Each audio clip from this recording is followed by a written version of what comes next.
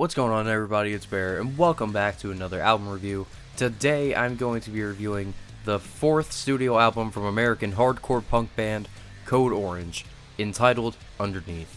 Underneath has been released on March 13, 2020, and this is possibly one of the longest albums I've waited to listen to, as literally every single time I tried to listen to this album, a new album came up that I wanted to listen to, and honestly I'm very disappointed that I didn't listen to this sooner. But anyway, Code Orange returns with another album, and definitely took a lot more experimental and directional turns, as they move towards this like glitchy, electronic, industrial, hardcore style. I don't know how to explain it, so let me just move into this album so I can discuss it a little bit more.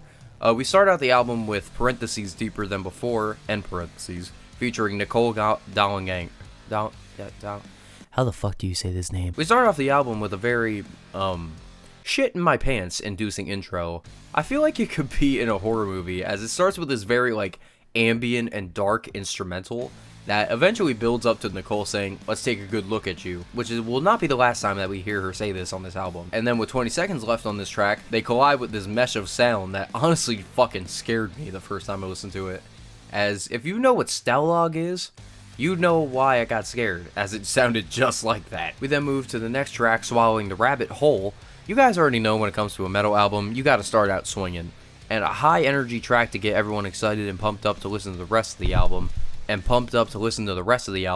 And this song did not disappoint, as this industrial, glitchy metalcore, as I'm going to call it, kicks off the album with some strong and powerful screams from Jamie Morgan and Shade Balderos. I haven't heard much of Code Orange before, but I had completely forgotten that they had a female vocalist, similar to Make Them Suffer's Book of Nile. Reba Myers delivers some pretty eerie vocals during the bridge, and if you are wearing headphones, it throws you off a lot, because it's only in your right ear, so at first I thought it was just stylistic. I thought it was a stylistic choice. Speaking of throwing you off, literally at the 1 minute 31 seconds mark, the whole track just cuts out like 3 times. At first I thought my headphones got disconnected, but no, it was just a stylistic choice again. I thought it was kind of ironic because usually the instrumentals will just cut out during a breakdown, but why not just cut the track off entirely? I also like the vocals the most about this track. The lows especially, definitely a great way to begin this album. This next track, In Fear, is what Code Orange describes as, it's like a glitched out version of a classic Code Orange heavy song. We took the groove that we have in a lot of our songs in Forever and put another spin on it. This song is almost in a way about cancel culture, as since our information is so accessible to everyone publicly, it's easy for someone to dig up dirt on you and use that judgment against you. Some would say that they aren't a big fan of the glitch effects in this song and throughout the entire album, but I think it's fucking badass. And even the very simple chorus is awesome to listen to, as they just use their vocals over the cutoff beat and provide a creepy feel. As they say in Fear of a Life in the Box, which you can maybe take parallels to social media, or maybe just a phone in general.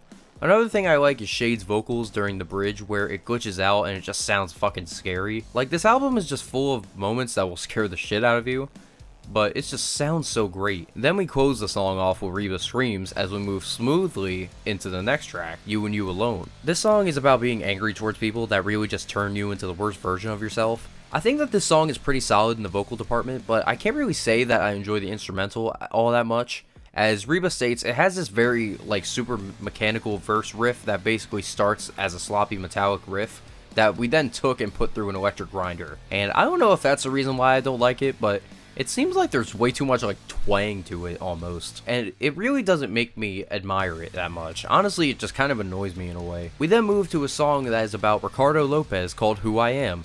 For those who don't know, time for a little bit of a history lesson. Ricardo Lopez was a man who was obsessed with Icelandic singer Björk, and he actually planned to have a bomb filled with sulfuric acid to kill her at her home, and then once that was sent, he returned home, shaved his head, and painted his face, and then blew his brains out. Luckily, British police intercepted the package and Björk was unharmed. Honestly, not even knowing the other meaning of the song, I like it just because if you're a true crime fan like me, the Ricardo Lopez tapes are super interesting, and I will actually leave a video about the case if you want to learn some more about it. The song actually starts out with a sample of Lopez saying, "I want to show you who I am," and throughout the track there are many voice samples of Lopez, and Reba even says the best of me September 12th, best of me being the artwork that was behind him, and September 12th being the date of his suicide. The meaning of the song is about the obsession with social media and modern stalking, about how this would have been taken as a different situation now than before. And I think it is very interesting to think about it, because You have people who literally idolize the Columbine shooters and serial killers on Instagram. I'm not even surprised nowadays by this, but this was national news back in 1996.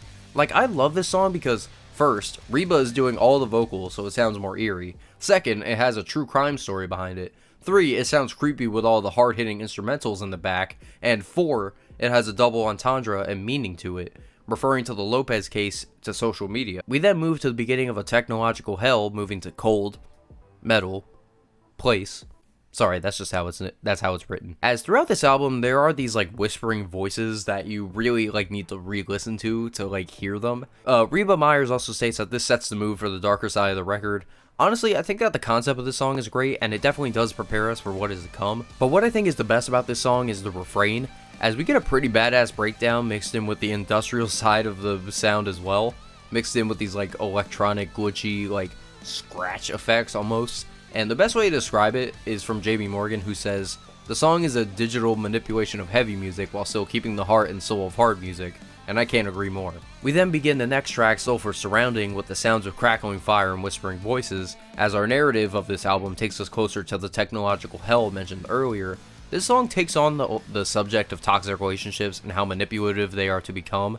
This song has a lot of like fusions of rock and metal, as the song melody-wise and vocally, it sounds like an anthem rock ballad added with the awesome glitch and electronic effects added to it, while still at the same time not feeling clunky or forced. Like, the amount of genres I can throw in this song are as follows: rock, classic rock, post-hardcore, alternative metal, punk, hair metal, industrial, industrial hardcore, hardcore. Like, it sounds like a big old fuckfest of sound, but it is amazing how this song can fuse so many genres into just one song, and it doesn't sound like a total mess. This next track, The Easy Way, the song is actually just a remake of their single Only One Way, as this song is more electronic and melodic than Only One Way, but to be honest, I think I prefer Only One Way more because it was a little bit heavier.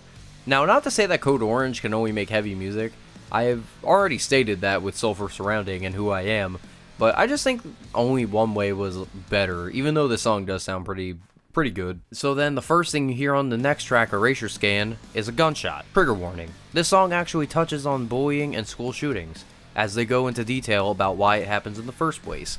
Lines such as, "Forgotten in the crowded technovision, starved for some human recognition, now I'm searching for something in these halls, the revenge of the nobody." This really gets into the mind of the shooter, and it really just becomes so shocking and unnerving that these are issues that we have to deal with. But these next few lines are what really gives me chills and make me almost terrified. "Look at me. I'm the fucking price you pay for your comedy. I'm the swollen face that you shamed. As you run away, know that you were played by the puppet's sycophantic games. Know this wasn't easy for me." Keep in mind, all of these lines are sung in false chords and low growls, and is delivered so intensely and aggressively, so it sounds almost like these lines are being said from the shooter. Almost like the shooter is saying this into a mirror. And the instrumentals are just as heavy as the subject matter discussed in the song. It's a really terrifying listen, but nonetheless it's a great song. We then move to the song that fights against conformity, specifically bands that conform to appease a label and make money. Last One's Left. And they also touch on hardcore metal bands who basically just copy other bands, and they are able to be successful because of it. Code Orange have always prided themselves on experimentation and making music that values their dignity and passion, and the whole concept of metal music is to stay true to yourself. So why would you want to sell out and not be who you really are in the form of your music? I cannot stress enough how Code Orange wants to see originality, and see just true music that doesn't throw away someone's dignity for money. The artists that don't innovate, they just shit out the same music again and again because it makes them money. It's no secret that Code Orange doesn't like touring with, quote, bargain bin fucking deathcore bands, but Jamie definitely wanted to get those frustrations out, and god, he did it great. I should also mention that this song is the most metalcore sounding song on the album, so all of this stuff is said over a kick-ass instrumental, maybe reminiscent of After the Burial in a way. We then move to the next track, Autumn and Carbine. This song is basically about being a puppet on strings and being controlled by everything. That's someone who may or seems like they have more control over you, and you seem almost hopeless. Like how a person can be manipulated by a higher power in their lives, and it almost becomes a toxicity in their life. You can apply this to a pretty wide variety of subjects: music, love, family, anything. It's a very forward-thinking song, and it's a very wide range of emotions to feel. Musically, the song isn't that bad, just Reba singing and Shade with the occasional scream vocal. The next track, Back Inside the Glass, touches on issues of redesigning yourself for making yourself a better person, but there is a parasite in you that you can't escape, and it's holding you back from achieving these goals. You could definitely draw a parallel to the parasite being mental health and problems, family drama, but the song instrumentally reminds me a lot of early Dillinger Escape Plan.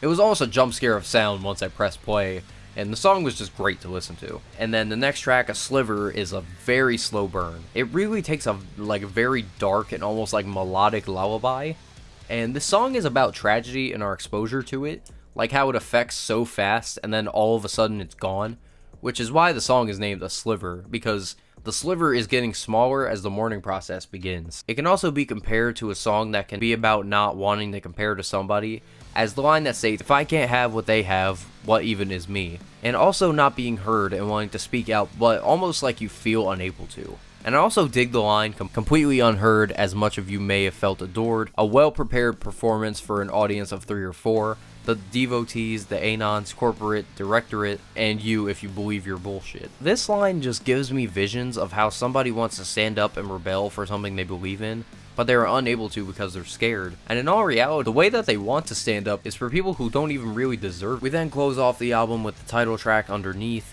and the song is actually about duality in the digital age of society, as everyone seems to have a voice on social media, but no one seems to give a shit, almost negating the fact that we were given a platform and a voice for.